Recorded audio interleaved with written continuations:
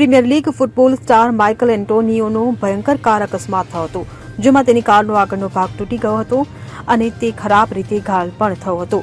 જો વાત કરવામાં આવે તો શનિવાર 7 ડિસેમ્બરે કાર અકસ્માતમાં ઘાયલ થયેલા સ્ટાર માઇકલ એન્ટોનિયોની હાલત હાલમાં સ્થિર છે. તેમને સેન્ટ્રલ લંડનની હોસ્પિટલમાં દાખલ કરવામાં આવ્યા છે. અહેવાલો અનુસાર માઇકલ એન્ટોનિયોની કાર એપિંગ ફોરેસ્ટની કિનારે કોપિસરો ખાતે અકસ્માતનો ભોગ બની હતી. તેમની કાર એક ઝાડ સાથે અથડાઈ હતી. ત્યારબાદ તે કારની અંદર ફસાઈ ગયો હતો. એન્ટોનિયો 1 કલાકથી વધુ સમય સુધી કારમાં ફસાયેલો હતો. ત્યારબાદ એક વ્યક્તિએ તેને જોયો અને તેની માહિતી હેલ્પલાઇન પર આપી. આ પછી તેમને હેલિકોપ્ટર દ્વારા હોસ્પિટલ લઈ જવામાં આવ્યા હતા. ત્યારે જાણવા મળી રહ્યું છે કે અકસ્માતમાં માઇકલ એન્ટોનિયોના શરીરના નીચેના ભાગમાં મલ્ટિપલ ફ્રેક્ચર થયું છે, જેના માટે સર્જરી કરવામાં આવી છે.